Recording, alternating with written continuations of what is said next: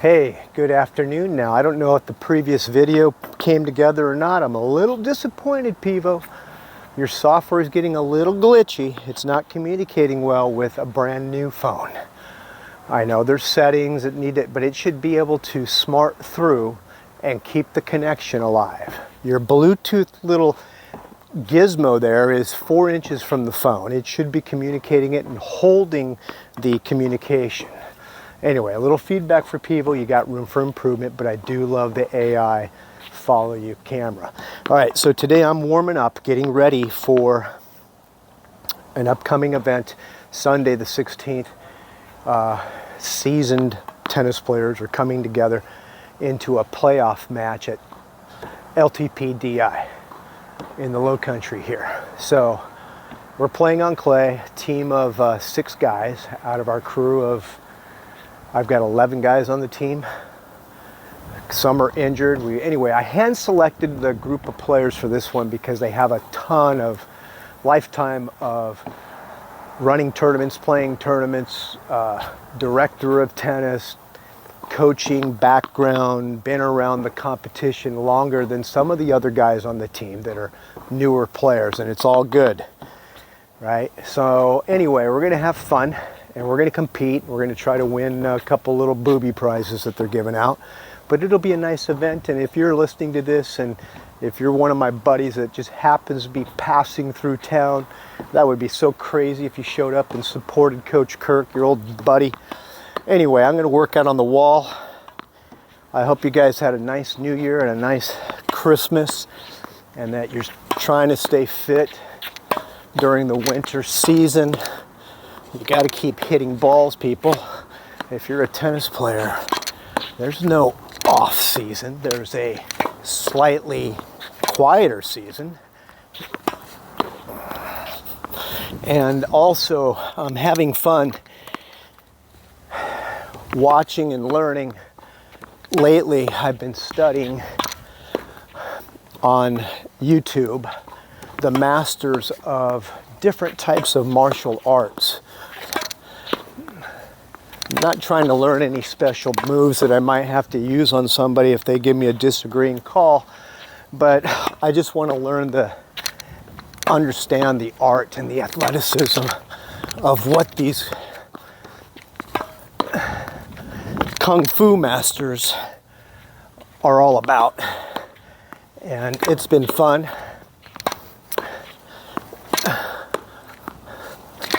Tennis is many things, but part of the game of tennis is, the sport of tennis is to learn proper mechanics. If you have decent mechanics, you're going to play longer. You're going to have more pieces on the chessboard to play with. And it's been fun talking shop with some guys on my team that have been around the game a long time as players, coaches, industry experts. We're a small community, especially the guys from the kind of the golden era of tennis. Not golden, I'm not the silver era of tennis, maybe we can call it. A lot of tennis coaching happened in the 80s, 70s, 80s, and 90s. I was more a product of the 80s and 90s. And it's going to be fun to kind of go capture old draw sheets and photos. And I'm going to join a buddy's group. Lloyd Emmanuel did a lot of tournament play as a player and a coach. And he did something interesting. Lloyd would run the tournament and play in the tournament over and over again so that he got good at it. And that's not easy to do. It is very difficult to be the captain of a team and play. It's very challenging, not difficult, it's challenging, okay? It's another layer, and not many people are capable of doing that. Anyway, I'm doing that right now, and I've done it a lot in the past as well.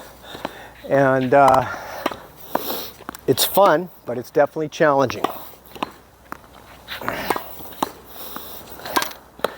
That's what's great about hitting on the wall. You can kind of come out here and work on things, but you can clear your mind. To me, it's a Zen thing, you know. I get out and I play doubles with my buddies and talk shop and we tease each other. And there's a couple of grinded teeth moments. Yeah, Jim McCready,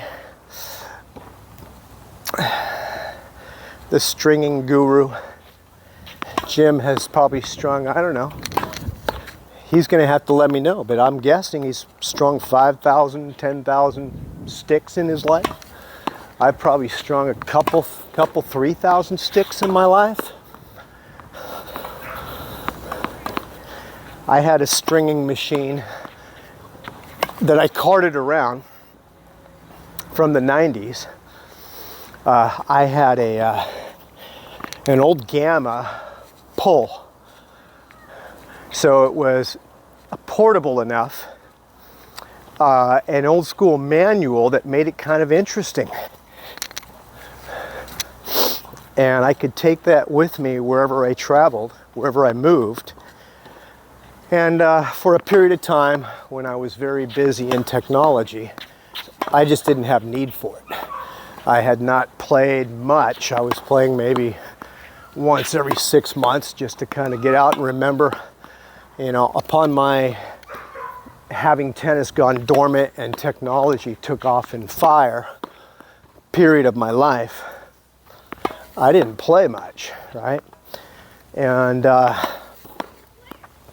this looks like a silly drill. I know it does, but it's not something that you would see probably on any teachings or coaching websites. But what I'm doing here is valuable, and you may question what that value is. That's fine. If you want to know, you can comment, ask me, and I'll tell you. I'm just enjoying the joy of movement, and I'm trying to move. I'm going to give you a little hint. I'm trying to move so that I expend no hurt or pain on any joints. Nothing is hurting. I'm working on when to step away, when to move forward, how to keep moving before and after the hit. It's a little bit of dancing, baby. Mr. Cohen, what do you think of that? I gotta blend in more trick shots. Scotty loves it when and I'm not that good at it, but I can do a few.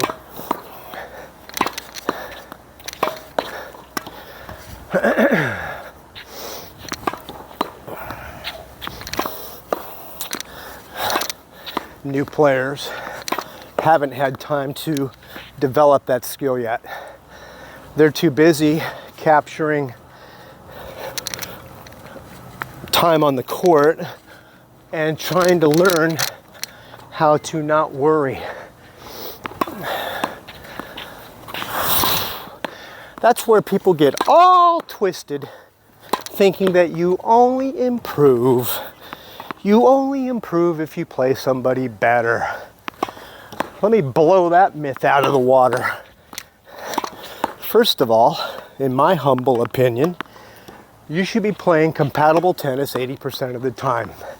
There's an old law or principle called Parello's principle or law, whatever you have it. It's an 80-20 rule that's been around since the mark of man. Anyway, it shows up in our sport too. And in my opinion, if you play tennis against compatible levels, that's where you get to compete. That's where you display and tinker and experiment and say, this is what I am able to do at this level. 10% of the time, you need to play somebody better than you. Here's where the rub is. And this is where is the unintelligence of the understanding, of the thinking that you're only going to get better if you play better players. Well, If that was the notion and everybody wanted to make that happen, nobody would be playing anybody.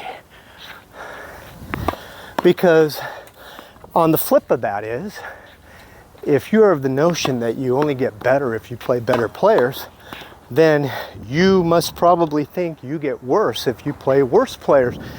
And you do admit that, because people say all the time, they say something along the lines of, I can't play weaker players, it makes me play worse.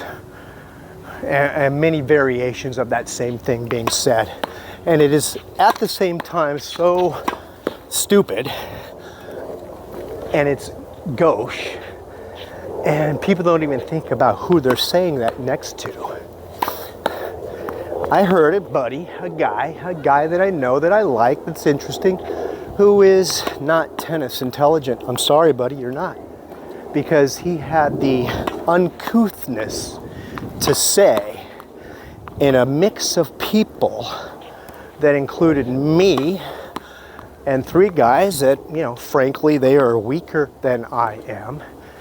And this one fella who I enjoy playing with like a ball of yarn without being a, you know what I mean?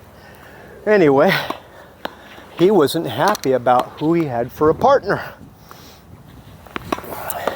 And who he had for a partner was one of my students who, oh my goodness, let me peel this onion back. But my student is right immediately on the same level as this other player. If they played 10 singles matches, my student would beat him probably 6 or 7 times out of the 10 matches. But my other friend measures the ability by how you play doubles. How can you win at doubles, whatever his very shallow analysis is of what it means to be a better player. So anyway, getting to the point, a couple of times during the match, expressions of dissatisfaction of who he had for a partner popped out, and I had to correct him verbally. Firstly stating, hey buddy, by the way, that guy's my student. He's a guest. Make him feel welcome, please. I said that right to his face. And he kind of got it. After we beat them, kind of decisively, but nicely, not in an egomaniacal way, at the changeover I suggested that we switch partners and let me take my student. And my buddy had an exclamation like, thank God he doesn't even belong on the court with us. Dude, that is some bad table manners. Bad table manners. I'm sorry, I'm calling you out. And so me and my student went on and played and took a little victory against the new formation that was supposed to be all a correction. And the next week, my student came out, and not only did he hold his own, he kind of had some victory within the group, and has now been elevated to, oh, yeah, you need to come out. You're one of the better players. Anyway, all good. It sounds a little petty. Coming. Guy on the other side of the wall. Good player. He's been keeping his ball in play nicely. I can hear the quality of the strike, the timing of the strike.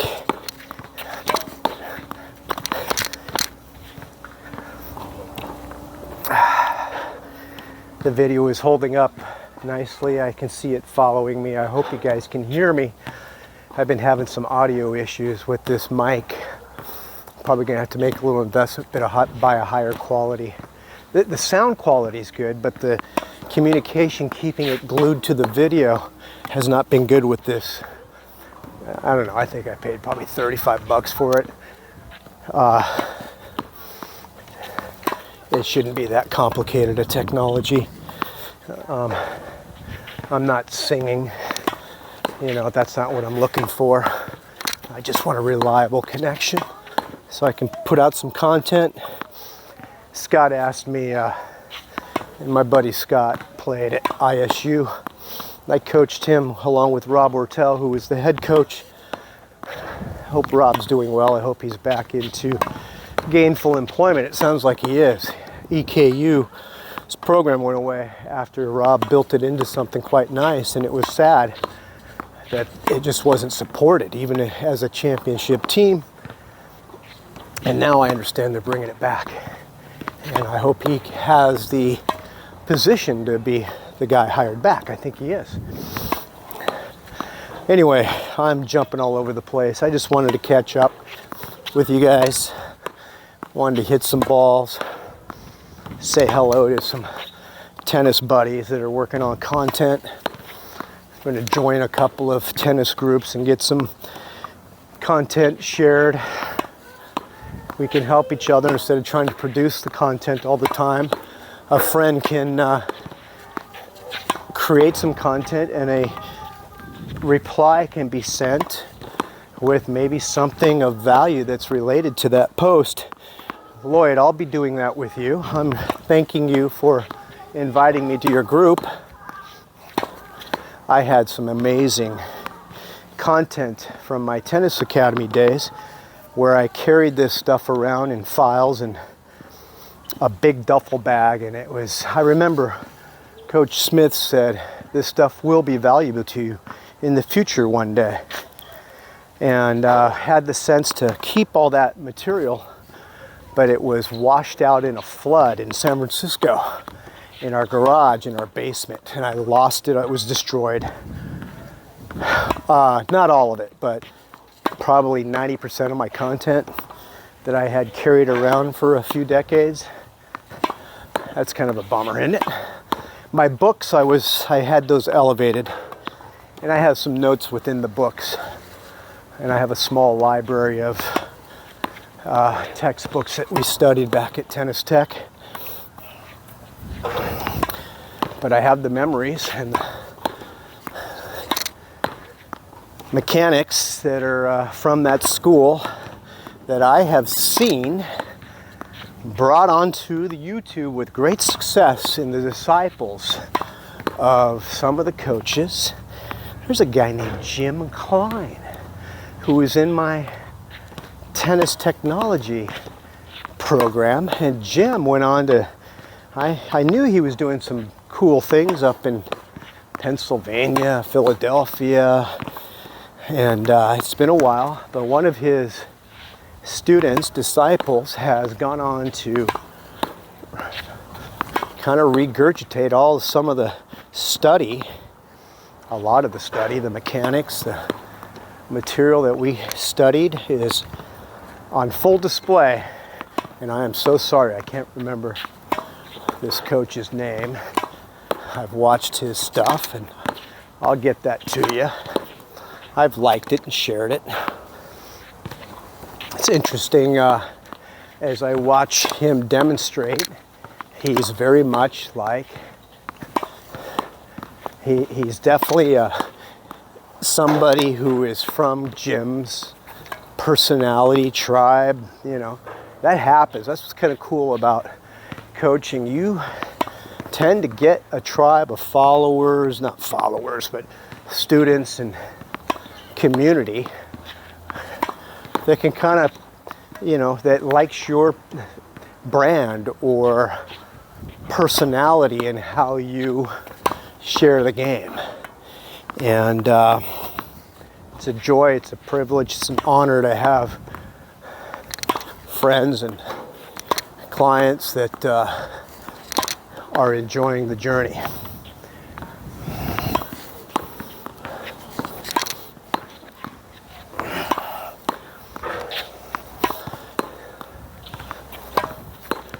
Yeah, Jim McCready, the string job feels great.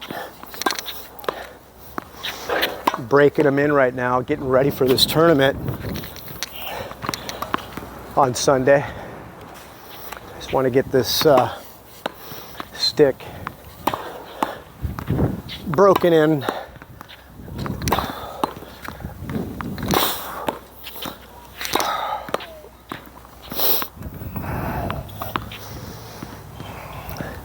It's brisk out here today.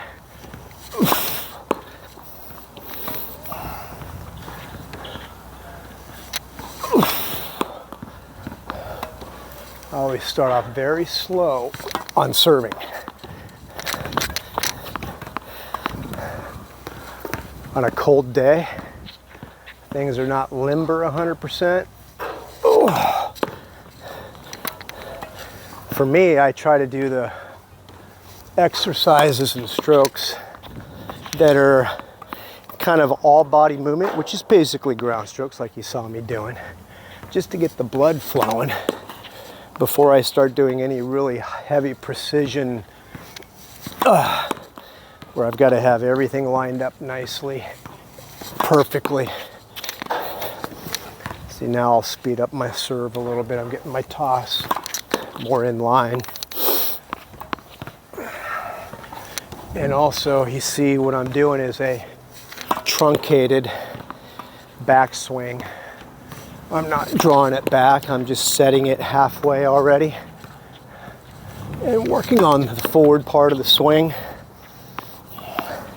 So meaning I'm not drawing it back here and timing my hands. I'll get there in a second. There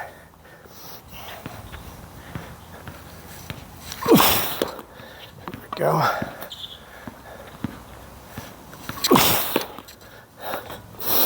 Anyway, the martial arts stuff, man. The footwork is such a thing of beauty.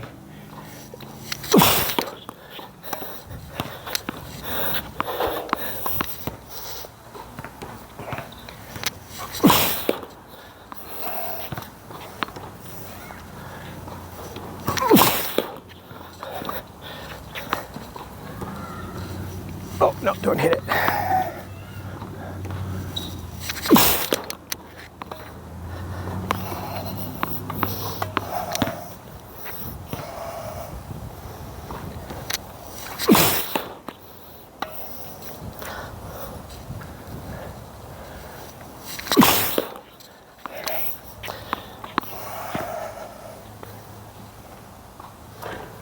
Nope. Relax the hand going up. There we go. Not bad. Fell to the left a little bit.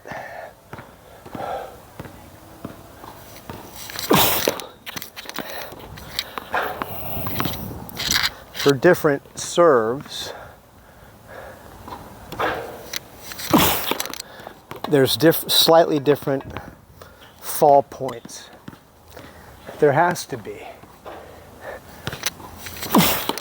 I shouldn't say there has to be, but you can use those to your advantage. If I'm in the deuce court and I want to swing a ball wide, naturally I want to fall forward, but I also want to follow the direction of where I'm hitting the ball. All right, I want my hips and my belly button to face where the ball was just delivered. I don't want to come out of a serve with my belly button here and the ball's been hit over here. I'm not equidistant to the return that's coming back. And I have to do extra movements with my feet, which could include twisting my knees too much.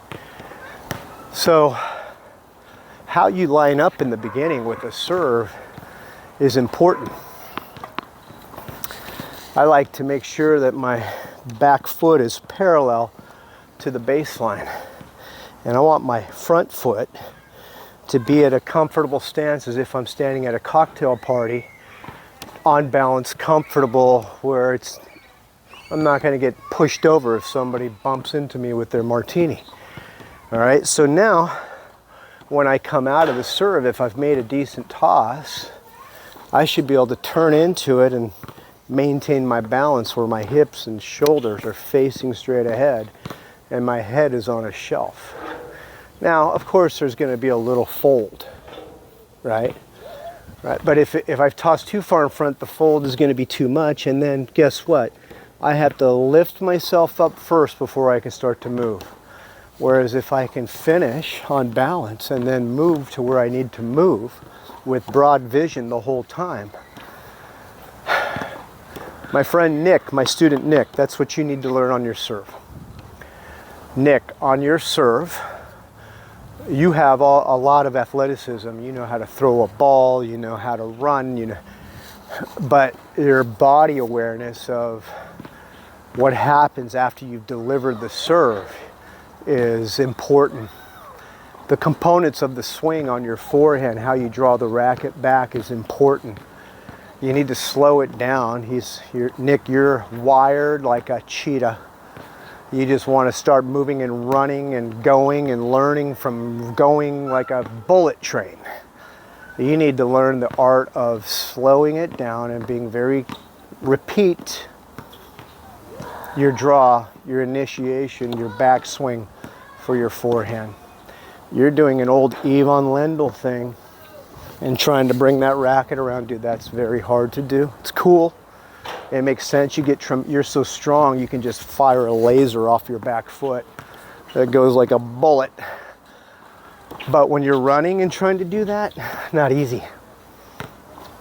Players are going to impart spin on a ball on purpose so that as you run forward and you think you got it timed, it juts into you and gets you all tangled up. That's why your turn needs to be here first. Initiate the turn first. Then do your adjustments while the racket is back and reaching back and paused. If he does throw a jutting spin at you, you can back off it with your Bruce Lee footwork and step in and clobber that forehand and finish like Fred Astaire. That's what I'm teaching, baby. Some old school balance.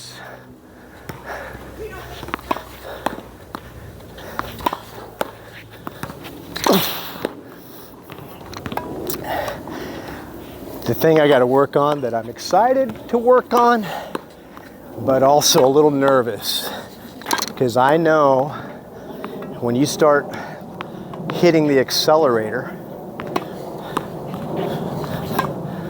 you can't just keep it pegged at 100 miles an hour. There's a time and a place to accelerate and pop a shot. Keeping the gear at 3/4 pace, keeping the rally going, and then when the opportunity presents itself, smoke one. That's what I want to work on this year. I've got to have a finishing shot on every stroke. I'm going to set up the point. That's where singles is so important. It's hard to do in doubles. It's much harder to do in doubles. You can get away with a lot more in doubles. If you have a good partner, he can hide your weaknesses. He can hide your weaknesses. But against a good player, as the precision gets better and the shot making selection gets tuned in, I'm going to dissect players that have the one shot game. There's some players that, God bless them, they have beautiful forehands. We all have a strength, absolutely, or two, if you're lucky. But you cannot have your weak side be super weak. You, in fact, need to bring it to a point where, in certain situations, it is a weapon. And that's how you make it stronger. You add certain situations, little by little, where you set up, and you can make that weak side a weapon. For too long, I wouldn't say for too long, that's what gave me the ability to hit some of the shots that I hit off my backhand side. I have, I think, in our group, probably the best backhand slice, the most feel on the backhand slice. And it's a beautiful thing. It takes a lot of energy to make that a weapon. You actually force yourself to be late, and then you got to knife through confidently to make it a butter cutting hot knife slice. That's tough against anybody, but it's a lot of calculation. It's a lot of calculation, and a couple of misses wobble the confidence, and you want to slow the swing down to be more safe, and that's when the slice gets taken advantage of. So, coming from below the ball and accelerating and applying some top, that takes tremendous energy too. It's bigger muscle. It's bigger muscle setup. It's a little more initiation. First, you got to get away from the ball so you can go to the ball. That's not easy to do. Very few people get away from the ball. They collide with the ball. They run into the ball. That's where understanding what a lane is allows you to hit balls. You give yourself a lane to accommodate the length of the racket.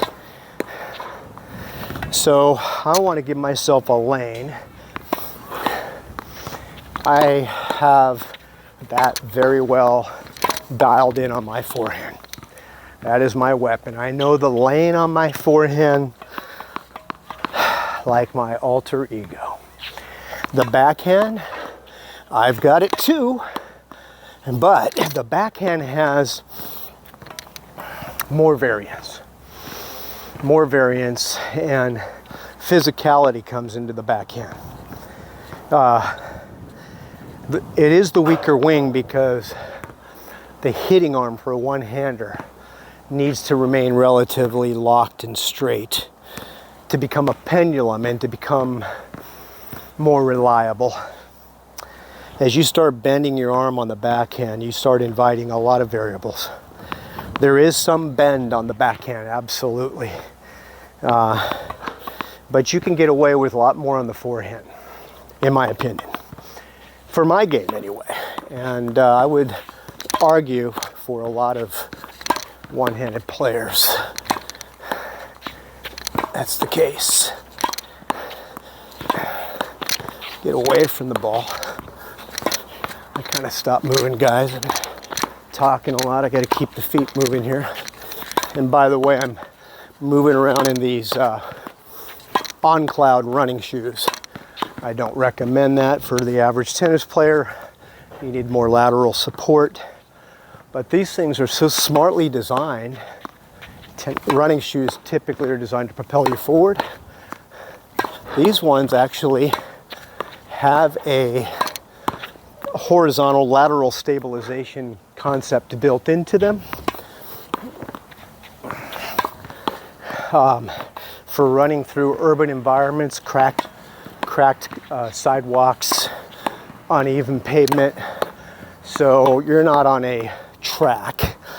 These shoes let you do parkour almost, and they're delightful on the feet. I will tell you that. They're light. I mean, no wonder. Swiss made, well made. I think they're stylish. The ambassador of tennis, our modern day ambassador, Roger Federer, is an investor in this company, and he has his own line within the company of his style design. I'll probably pick some of those up, bud. Calling Roger Federer bud, but I think he's a class act. Good for the game. I hope he makes one final charge to be able to do his own farewell bid on his terms a bit more. I'm sure he's working on that. Hey man, I'd be happy even if it was for a 4 or 6 month season, if you could pull that off. to be able to go to all the events and do a farewell. I think that would be pretty cool. I think that would be really classy if that can be achieved. I know there's a lot of logistics to pull that off, but I hope you're healing, Mr. Federer. You're a big part of how I like to represent the game.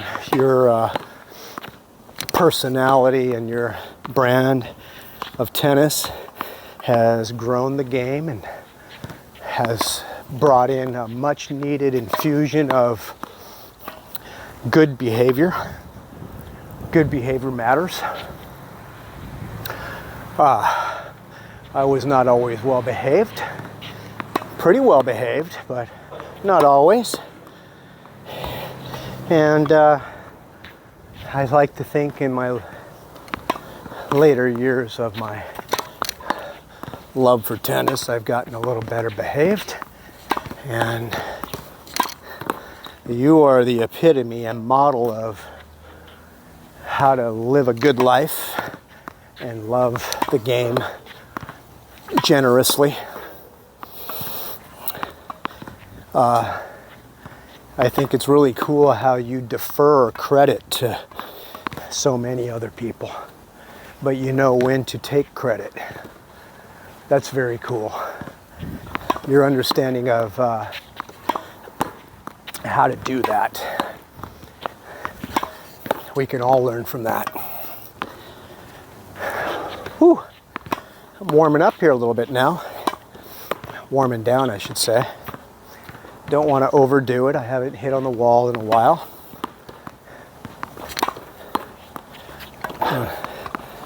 Just want to tap a few balls, feel the ball on the strings, break this racket in. I don't want to break anything before the upcoming event. I'm going to be playing on Thursday, socially. Even though it's social, it's competitive because I'm going to be working on the concentration mindset I need.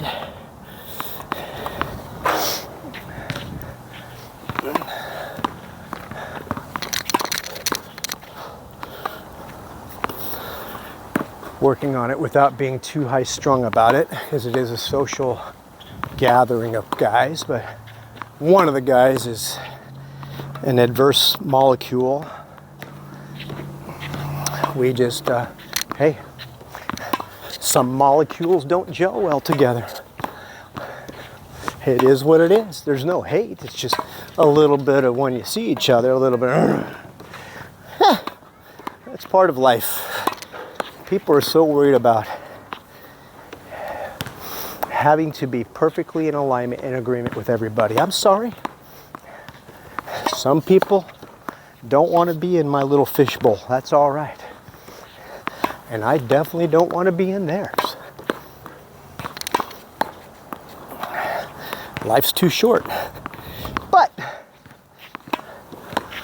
it's not a bad idea to jump out of your fishbowl and jump into the other one and check out what's going on. Not to be a spy, but just to get a little different breath of air. So you got some perspective to remind you how wonderful your little fishbowl is. Because people can take things for granted.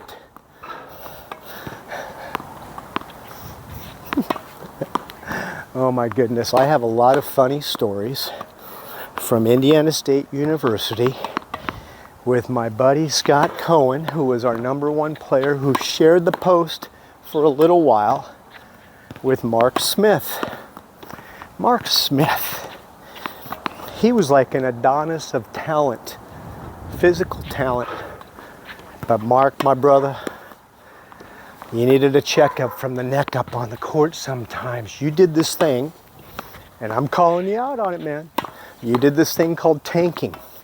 And that's where you play a match against somebody who you think is better than you, and you're not really looking forward to it. You have angst about it. And sometimes what it was is you would play that match and you actually had more talent and ability than the other opponent, but you would trick yourself out of that thought, and you considered it a liability. It was such a tangled mess that you struggled with, and I talked to your dad about it. And that's a tough one, man, to have so much talent that you're actually psyched out about it. Man. But man, you could hit, Mark, the most miraculous shots. You had Sam Querrey shots with your long levers and athletic build. Mark could hammer a serve with no effort, and then when he did put effort into it, it was like an earthquake. It was so impressive, it was big time. But I remember we went and we played Clemson, and we were playing in some tournament out of our conference, out of our division. Rob had us working on, understandably and rightly so, playing duels and playing against schools out of our conference, out of the Missouri Valley Conference, so that we could get better. Now, the athletic director back then and the associate athletic director, and I'm not going to drop those names because something funny happened where we were very young coaches that didn't have, shall we say, full perspective in our youth of coaching, and we made some mistakes.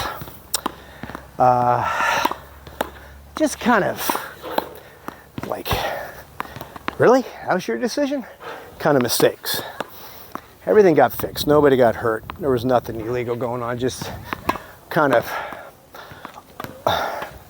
should have been consulted about, let's say. And our role was redefined.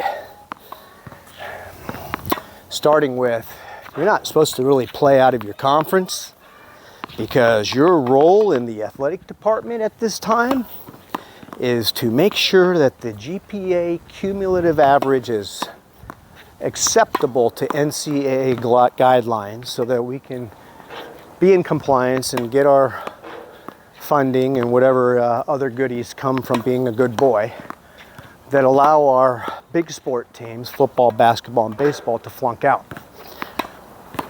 And in the alumni meetings, our time at the table to describe our season and our successes and needs was restricted to about 2 minutes.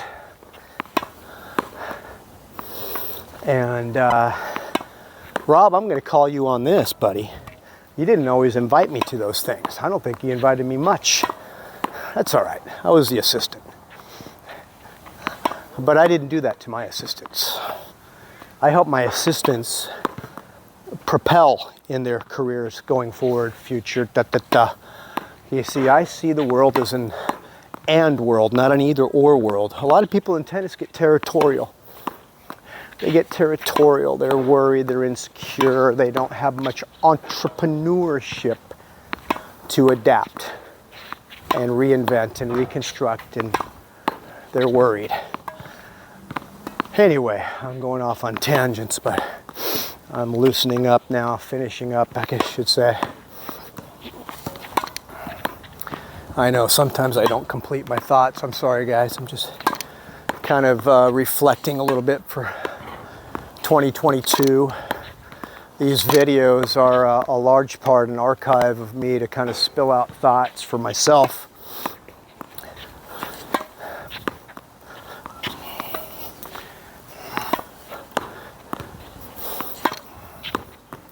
I also do web design. I've been doing that a very long time. And my client, Tony, very successful local businessman, has been kind enough to let me service his companies with web design development services. I've been doing that so long, it's also a trade that I know like the back of my hand. And I enjoy that too. Now I'm winding it down, doing it only for a favored few clients and using it for my own needs. As I re-ramp up, reinvent, rebuild a former tennis career into a third quarter career. Something I'm excited to do, everybody. And this is an invite to everybody who is a friend of the Coach Kirk community. We're going to start doing some cool little travel tours, going to tournaments together, getting ready for the tournaments together. All types, level 1 through level 6, social banana tournaments to club championships, whatever it may be. There's a plethora of them coming online again, which is a beautiful thing to see. 2022 is going to be a building year of creating a calendar of the best of events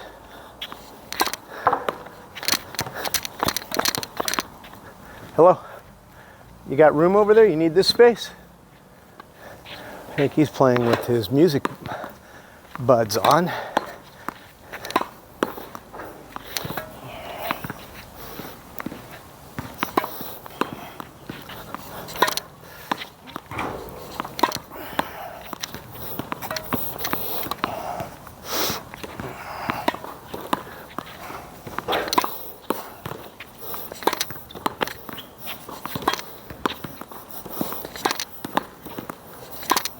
That felt nice.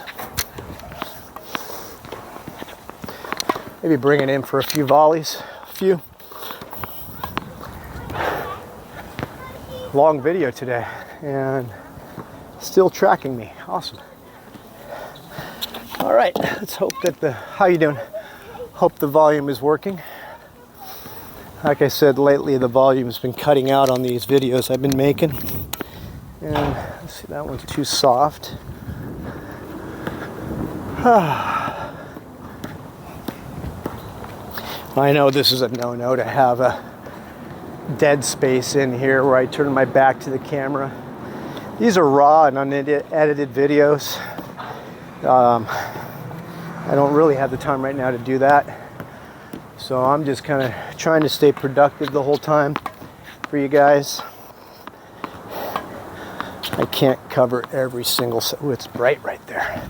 I took my sunglasses out or off. They are awesome. Wow. I might have to put them back on. That's pretty